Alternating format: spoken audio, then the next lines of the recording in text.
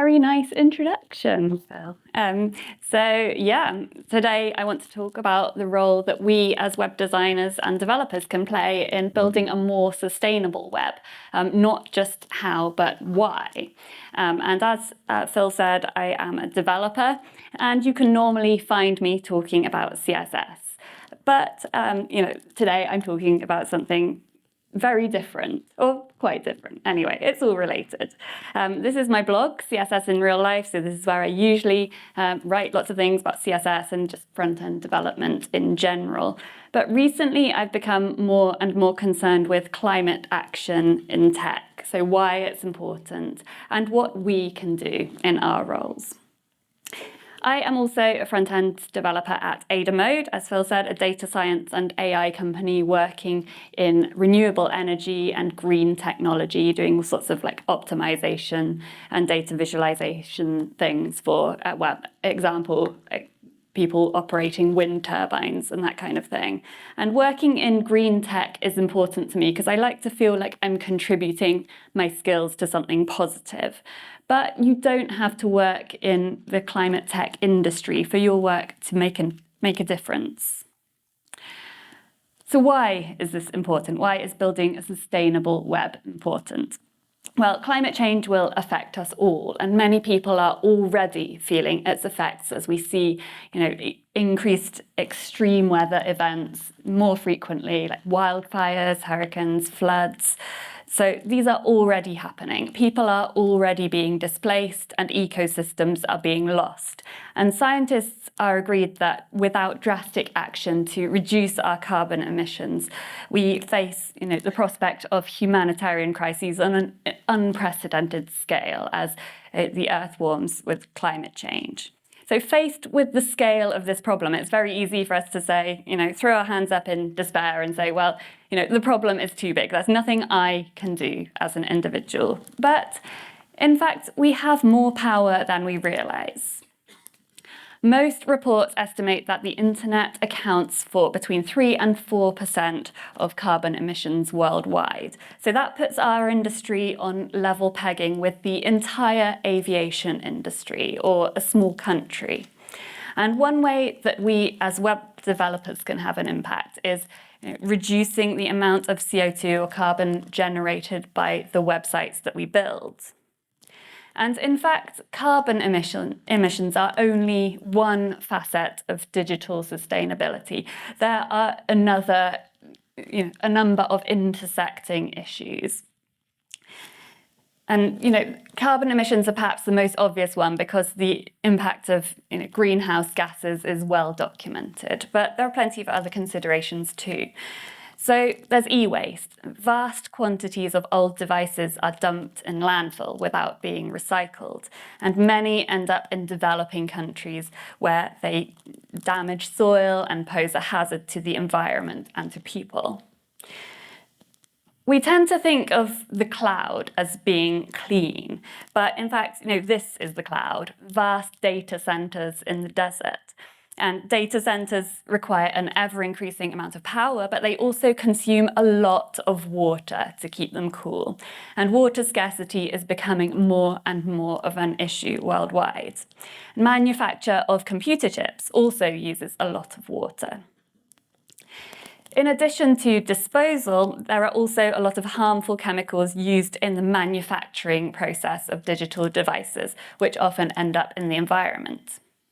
And mining the raw materials for devices is hugely environmentally destructive, like destroying landscapes and communities and resulting in biodiversity loss. Not to mention, this often occurs in developing countries without adequate labor protections. Poorer people are the most likely to suffer the impact of our digital lifestyles and the least likely to benefit. Climate justice is a huge topic, but one that feeds into every part of digital sustainability, and we'll talk more about that later on. So we need this kind of holistic thinking when it comes to web sustainability, but we're going to start by talking about carbon emissions because it's perhaps the area that we're in the stronger position to do something about, and possibly the easiest to measure the impact. as I say, we tend to think about digital technology as being clean because we can't see the pollution it's creating. But greenhouse gases are emitted at every stage of our digital lives. So there's the device manufacturing process, then powering data centers and digital infrastructure, and the actual power used by devices, our own devices, and those of our end users. As an industry, we've become increasingly concerned with web performance.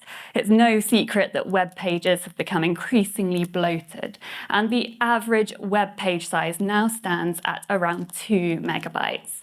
So this is terrible news for our users, whose experience of browsing such bloated sites on slow connections will be very poor, but it's also terrible for the planet.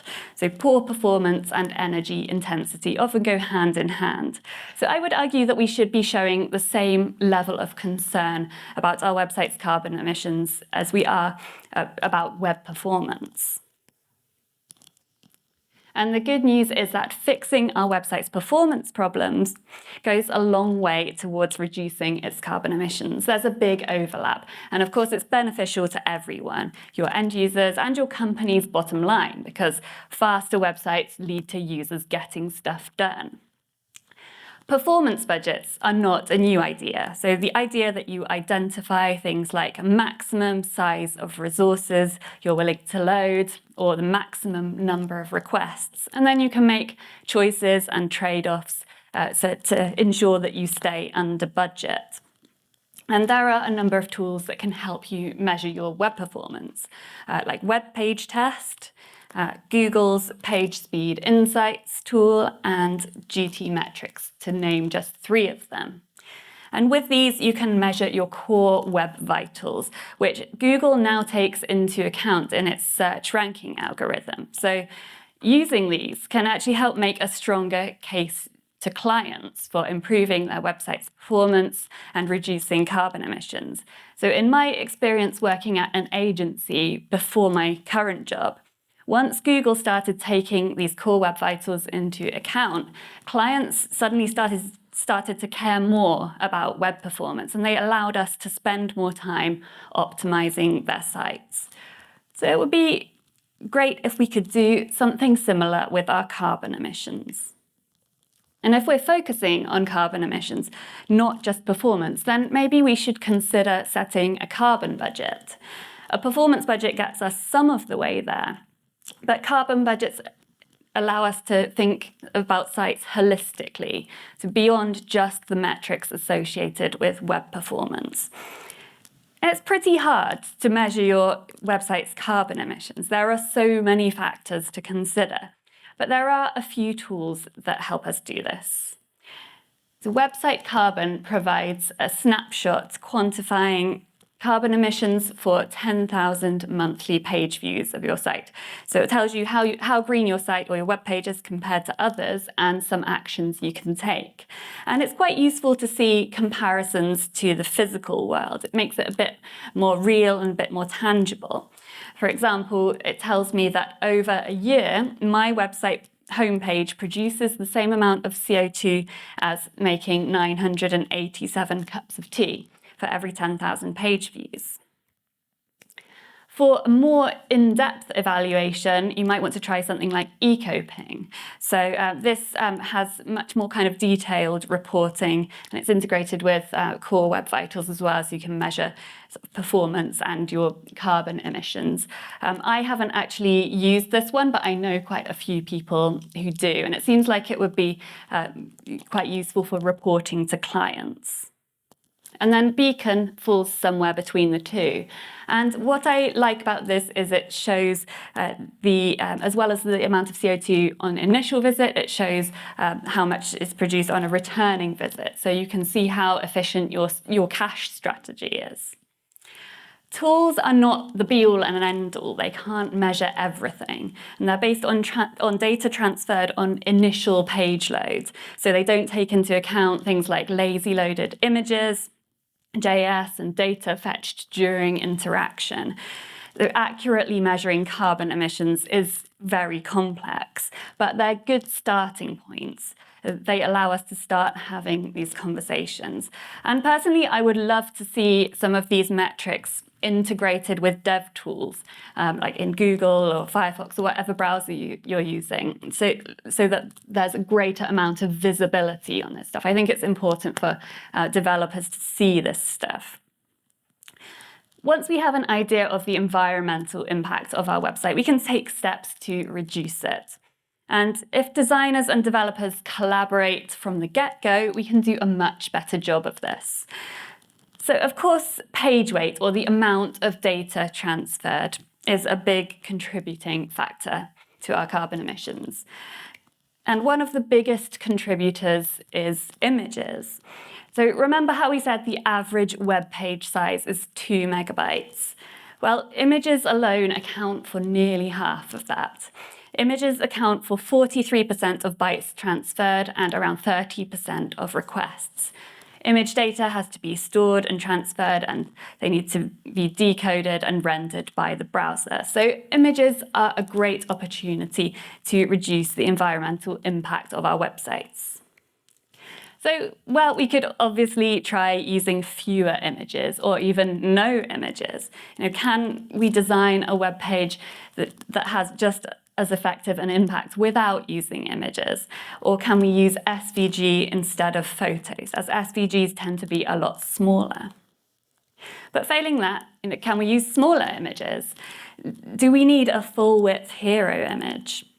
Reducing the width of this image from 1200 pixels to 1200 pixels, to 800 pixels reduces the file size by 41%.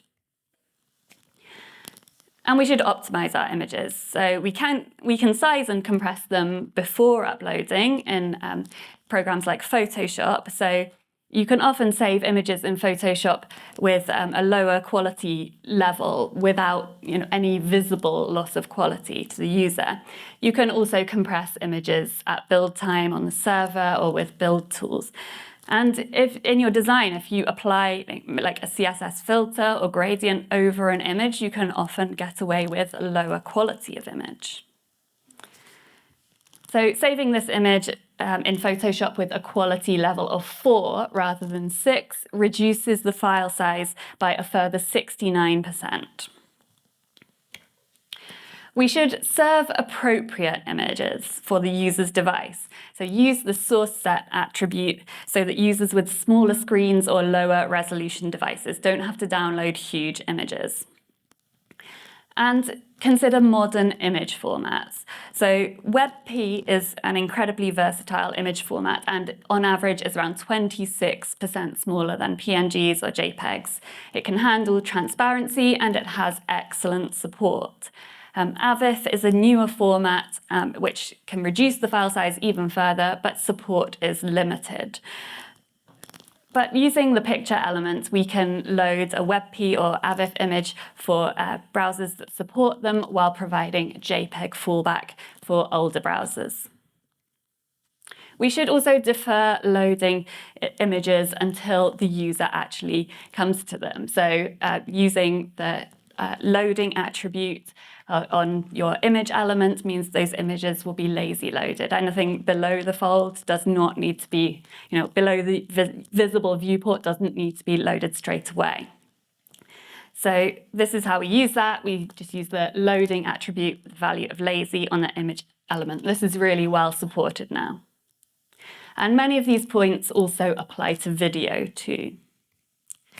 Fonts are another large resource that can bloat our web pages. Obviously, the most effective optimization is to not use web fonts at all, but most of us quite like having nice fonts on our sites, and clients definitely do. So we've got to try some other things, like using fewer fonts. So can we design our sites in such a way that we don't need more than 2 or 3 font files? But also, variable fonts are worth considering if you need multiple weights or styles of a particular font. And some variable fonts have multiple axes that can be adjusted in CSS. So you can have a number of font styles on your page that look very different, but they're all loaded from this one variable font file. This is an example using Roboto Flex, and it looks like I've got like 5 fonts here, but they're actually all this one variable font with the axes adjusted in CSS. Variable font files tend to be larger than regular fonts, but the good thing is you need fewer of them, and that's fewer requests. We should also use modern font formats like WOF2. So WOF2 is really well supported, much smaller than a TTF file, and you can probably get away with falling back to a system font if you're catering for really old browsers that don't support WOF2. Your users probably aren't going to be that bothered in most cases, I would hazard a guess. The problem is a lot of variable fonts only come in TTF format, which is much bigger, but you can convert variable fonts from TTF to WOF2 with this helper tool from Google. It's really easy to use, and I'm using it for my own website as well. We should also consider subsetting our fonts. So subsetting is the process of creating a smaller font file by only including a portion of the GIFs. So if you know your website only needs to be available in a couple of languages, maybe you can remove GIFs relating to other languages. And there are online tools that can help you do that. You do need to check the license of the font to check that it allows subsetting. Interestingly, there's a forthcoming standard called the Incremental Font Transfer Specification. This is a working draft specification for loading the portions of a font that are actually used. And that sounds really interesting. I almost definitely not supported anywhere yet. We should also try to self-host our fonts where possible and avoid third-party requests. I, like many people, often fall back to using Google Fonts because it's just super easy. You just go on there and copy and paste the tag into the head and forget about it. But it is better to self-host your fonts. And this is an online tool that can help you do that by Mario Ramfti. Another big culprit in making our websites slower and more environmentally damaging is third-party code. So I'm talking about ads, analytics, tracking scripts, chat widgets, social media embeds, and YouTube video embeds. And the list goes on. There are few things more depressing than spending ages optimizing your site, making it work super fast, getting all your Lighthouse scores up to 100, only for someone to come along and stick Google Tag Manager on there or a YouTube embed. That's not fun. And YouTube embeds are particularly bad. So I have this super simple HTML page with hardly any CSS. The file size is negligible, it's like less than a kilobyte. If I load a video embed from YouTube, we get 3 megabytes of data transferred and 29 requests before we even start watching the video. So a user will have this even if they don't care in the slightest about watching this video. Over 800 kilobytes is just JavaScript. I wrote an article about this about a year ago. It's actually increased by around 20% since then. And this makes me kind of mad because a company with Google's reach, should have the resources to optimize this. I've spoken to Google employees who assure me they probably could make this code a lot more efficient, and it would have a huge impact across everywhere that's embedding YouTube videos. Of course it will. And it's so easy for a user to embed a video in a website. Like most users are not going to be aware of the impact that has. So this is an area where I feel like the responsibility is most definitely on those of us building things like this. We shouldn't be making our users have to think about that. So what can we do? We can obviously avoid embed, but that's not always possible. So We should defer loading scripts if possible using the async or defer attributes. Obviously, they're still going to be downloaded. So, that only gets us so far. We can lazy load some embeds using the loading attribute. So if we're embedding an iframe, we can use the loading attribute on that, which will prevent them being loaded straight away. The other thing we could do is not load those resources until a user interacts with them. So only load a chat widget or YouTube video when a user clicks on it, perhaps, when they've made an active choice to engage with that content. And this is known as import on interaction. And with YouTube videos, you can provide what's known as a facade, so like a static poster image. And the user clicks on it and the video is loaded. There's an easy way to do that using Paul Irish's light YouTube embed library, which is available on GitHub. So yeah, don't use Google Analytics. Google Analytics and Tag Manager are pretty bad for the performance and carbon footprint of your website. So not only are you loading the script, but also all that data collected has to be stored somewhere in data centers that consume water and electricity. So if you need analytics, consider a more lightweight alternative. So a couple of those are Cabin, which also gives you performance and carbon metrics as well, I believe, and Fathom. And the great thing about using either of these is you don't need to put a horrible cookie banner on your website either. If you do have to use Google Analytics, make sure you only load the script when the user has consented. So if somebody doesn't consent to cookies, then they're not going to load that analytics script. And you should do that for GDPR reasons too. With this tool, Are My Third Parties Green, you can check how much data on your site comes from third-party requests or third-party embeds, whether they use green hosting, whether they're cached efficiently, and their carbon impact. So we've talked about things like images and fonts, which together can account for over 70% of bytes downloaded.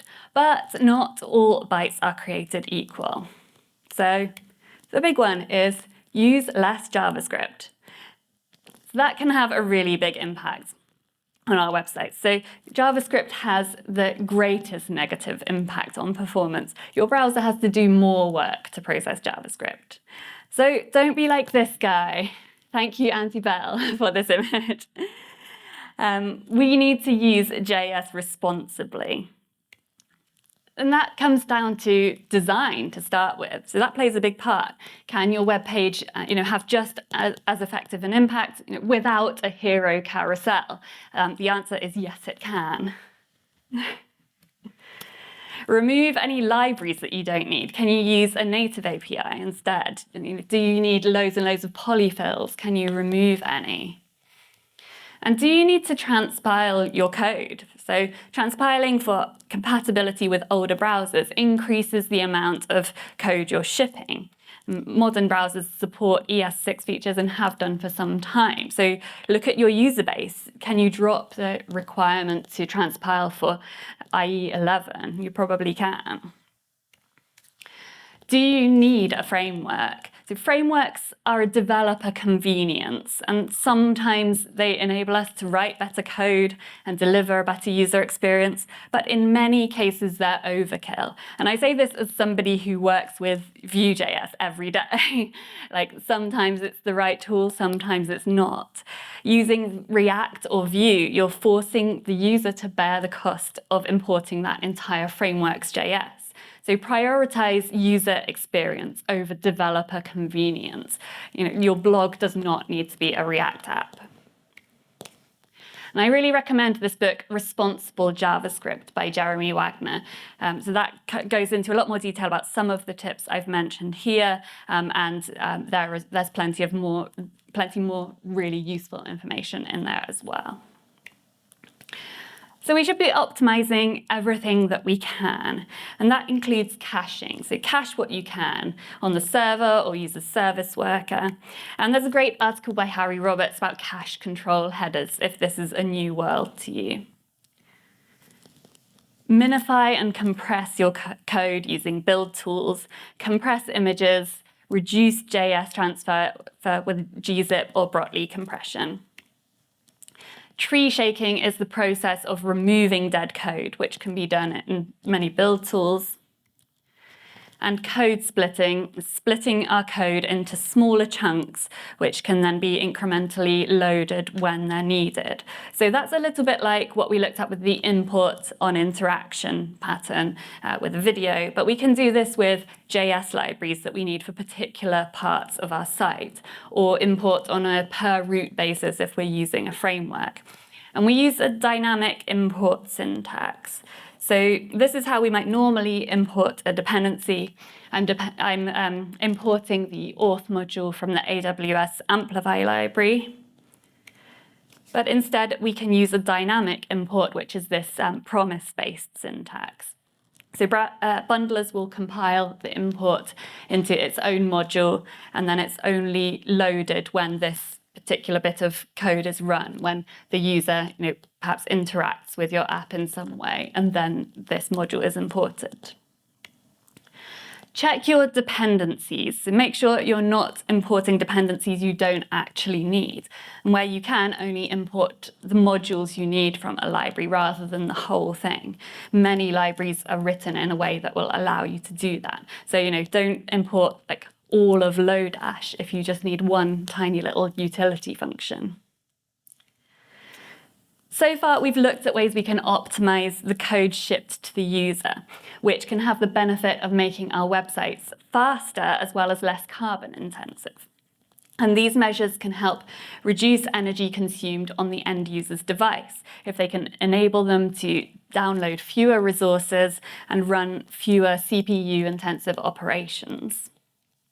But they can also prevent users from needing to upgrade their hardware so often if batteries and devices last longer. And less energy is consumed by data centers and networks from storing and transferring data. But there are also some measures we can take when it comes to the design of our websites that aren't related to performance, but specifically reduce energy consumption on the user's device. So there's the energy efficiency of our color scheme. Blue colors use more energy than reds or greens by around 25%, or up to 25%, I should say. And on OLED displays, black or dark pixels are off, so you might want to consider providing a dark mode option. We can look at our user journeys. So how much time are users spending on your site, clicking around, loading more resources because they can't find what they actually need? So make your copy relevant and to the point. Invest in UX design. Think about consistency. Use well-established navigation patterns. Or, think about using subtle animation to provide visual clues, like when a user adds something to their shopping cart, for instance, on a shopping site, you could subtly animate the checkout button so they know where to go. And that's, something that's becoming fairly common. And think about search too. Amy showed us some really great examples on the I think it's gov.uk design systems site there. But think about how users might get around your site with search. For large, complex sites, a search module is possibly going to be an easier way to navigate. We can also look at the infrastructure for our website, so how data is stored and moved around the network. One step we can take is choosing a web host that uses renewable energy. This is perhaps less straightforward than it sounds, because it can sometimes be difficult to distinguish actual green credentials from greenwash and marketing speak. Plenty of companies claim to be green, but in fact, they're actually just buying offsets, which is not the same as being 100% renewable. And you need to balance various needs as well, of course, like being able to deploy efficiently. The Green Web Foundation has a directory of hosting companies that provide proof of their green claims. We can also look at timing of operations. We could consider scheduling energy-intensive processes for off-peak times when the carbon intensity of the grid is lower. So maybe we can run server-side processes during the night, for example, when there's less electricity demand, or when more electricity is being generated from wind or solar power because the proportion of those sources fluctuates. This is an example for the website Branch Magazine. So this has different views depending on the grid carbon intensity at the time. So if you visit this site during a time when lots of energy is being produced by renewable sources like wind and solar, and there's a high proportion of renewables on the grid, then this is what you'll see, this green color scheme and full color images. But if you visit at a time when there's a higher proportion of energy on the grid coming from fossil fuels, then this is what you'll get instead. So you've got a yellow color scheme, and instead of the images being loaded, you just get these spaces with this nicely styled alt text instead. And that doesn't really hamper the user experience. It's just slightly enhanced if you visit it when the wind's blowing and the sun's shining.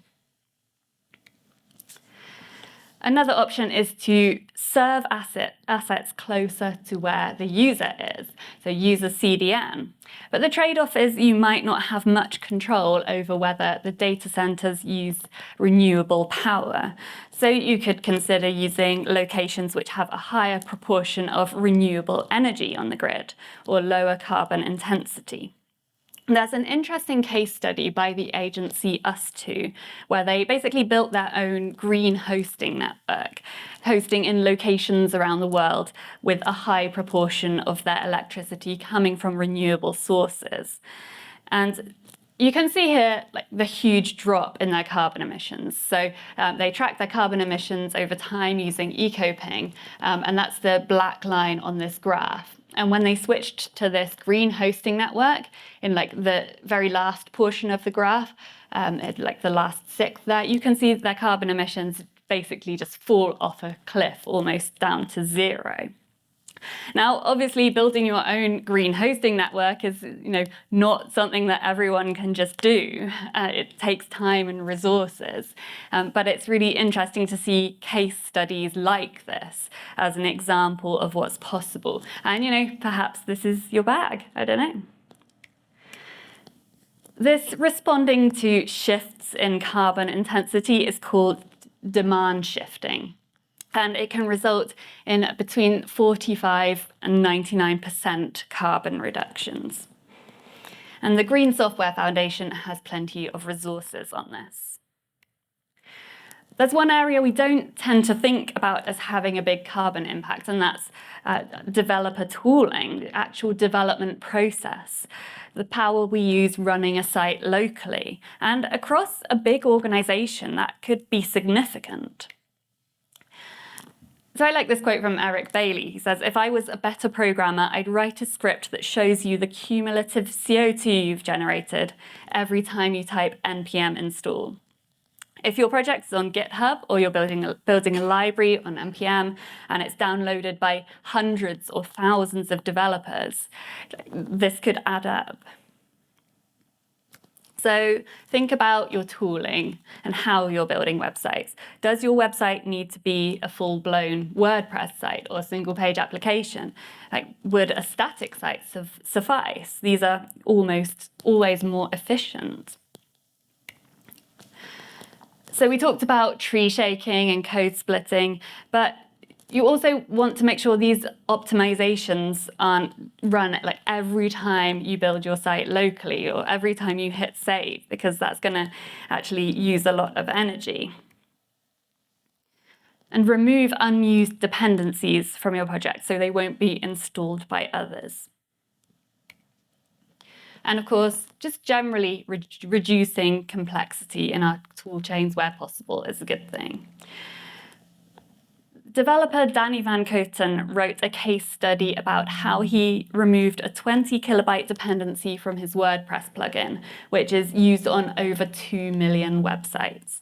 And he estimates that he's saved the equivalent of 5 flights from Amsterdam to New York in carbon emissions. Which brings me on to, why do our individual actions matter? So I found a lot of people feel quite defensive when you encourage them to take action on climate change at an individual level. And that's not just climate change deniers, but people who feel like this advice is misdirected, that it's the responsibility of corporations and governments. And to some extent that's true, I agree, we shouldn't let them off the hook so easily. I believe that those with the broadest shoulders should bear the greatest responsibility. But unfortunately, capitalism, I don't know what's going on with the colour there. So I believe we should have industry-level regulation and government-led action, but we live in a capitalist, profit-driven society. So the fact is that nothing is going to change unless we act at an individual level. So we should absolutely put pressure on big companies to reduce emissions, but it lends more weight to our arguments if we can demonstrate an appetite for individual action too. It makes it harder to dismiss our calls to action as a niche interest. It amplifies our voices. And making seemingly small changes to the carbon footprint of a website, even a small one, is a great starting point for having vital conversations and demonstrating things that could have an even greater impact when done on a wider scale. And even if you don't believe in reducing the environmental impact of your website as an end goal in itself, there's an increasing amount of regulation in this area as governments and companies commit to net zero strategies. So in the UK, government contracts require commitments to sustainability. The company I work for has to do it for ISO accreditation, and which helps us to work with certain clients.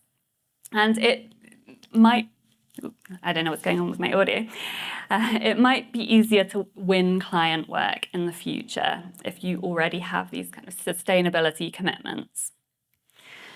So one of the ways we can be most effective is working within our areas of expertise. And this quote comes from an article from the think tank Hot or Cool, and the article is titled "Debunking the False Choice Between Individual Behaviour Change and Systems Change." So it says, cultural revolutions don't happen because of systems change. They happen when a group of people voice a compelling story that propagates across society and becomes a social norm. So individual action drives bigger changes, and bigger changes wouldn't happen without it. But individual doesn't mean alone. And if there's one thing that we as web developers should be good at, it's building networks. So it's when we pool our resources and work together that we can have the greatest impact. A supportive community can inspire and motivate us to go beyond what we can achieve individually. Our industry has kind of bought into this myth of the lone wolf, the sort of rock star tech genius. But I have some bad news. No single individual is going to solve climate change. It's a systemic problem and it requires collective action and cooperation to effect change, which is kind of the antithesis of Elon, let's be honest. So how can you get involved with taking action on a community level?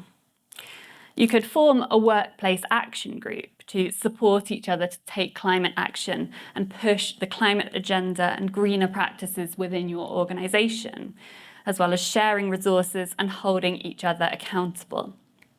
And you can share your learning by writing, by speaking at events, by sharing on social media. And that's actually one of the most important things you can do. You can help spread the word to other people. You can inspire other people. Or you can join another community. So climateaction.tech is a community of tech workers working together to seed climate action in industries and organizations. And just companies in general. So if you want to learn more about tech's role in climate change and how you can take action, as well as have conversations and share ideas with like-minded people, this is a great place to start. There's also the Sustainable Web Design Community Group, which is developing a set of sustainable web design and development principles. As tech workers, we're in a position of relative privilege compared to workers across many other industries. We have the power to make our voices heard and push for change and extend our reach beyond just ourselves. It doesn't apply to everyone, but many of us can choose to work for companies that prioritize sustainability. And I'm not saying you have to walk out of your job right now, but maybe the next time you're looking for a job, it can be more of a priority. Like we have quite a lot of leverage in our industry. Try asking about environmental policies at interviews. Not everyone has the privilege to do this, I'm well aware. But if you do have the privilege, then try to use it. And as important as it is to introduce sustainable practices, we need to do so through the lens of accessibility and inclusion. We need to ensure that any action we take doesn't adversely impact the experience of marginalized people. We need to think beyond carbon emissions and climate change alone, because they're part of a bigger problem. We need to also be thinking about climate justice. We know the richest 10% are responsible for almost 50% of total emissions. We know that a huge amount of technical waste is dumped in developing countries, and that many of the components used in our devices are mined and manufactured in poor conditions, causing environmental damage. How many of us are upgrading our devices every couple of years? And are the products that we're building encouraging unsustainable consumption? It's all very well optimizing your website. You could make, the fastest, most carbon efficient website in the world, but it doesn't mean very much if that website is for a car manufacturer or the fast fashion industry. Like, is it really a net positive if you're making that website faster? I don't know. So we need to ask ourselves some uncomfortable questions. As developers, we're used to solving problems with clear success criteria, but we have to acknowledge there's no quick fix for climate change. We don't have all the answers, and no one's going to come along and say, well done, you fixed it. It's messy and it's ongoing, and there are lots of people doing the work across multiple industries. Activist organizations need your help, they need your digital skills. Sometimes the solution, though, isn't more tech. Sometimes the answer to a problem is the low-tech solution. But there are some reasons to be hopeful. This is a graphic from Hannah Smith at the Green Web Foundation. So on the left is what people think about when it comes to building a sustainable internet. So some of the things we've talked about: efficient tech, using renewable energy, and buying offsets is also mentioned a lot. But as we've seen, it's about more than that, and she lists even more things here than what we've talked about. So diverse tech workforces, regenerative business models, accessible tech, the right to repair. There's much more on there. So there's more to building a sustainable internet than just making our technology efficient and replacing our energy sources. And yes, this can be overwhelming, but it also represents plenty of opportunities to engage, to work together, and to build the relationships that we need to create meaningful change. I recommend this book if you want to go deeper into how we can build more sustainable digital products. It's called Sustainable Web Design by Tom Greenwood. And that's well worth a read. I want to leave you with this quote from the American prison abolitionist activist Mariam Kaba, but it's a quote that's frequently invoked by the environmental movement too. She says, "Hope doesn't preclude feeling sadness or frustration or anger. Hope is not optimism. Hope is a discipline. We have to practice it every single day." So hope is something that we have to work at, and we find it by working and engaging. So let's work together to make a difference, because this planet is for everyone. And that's the end.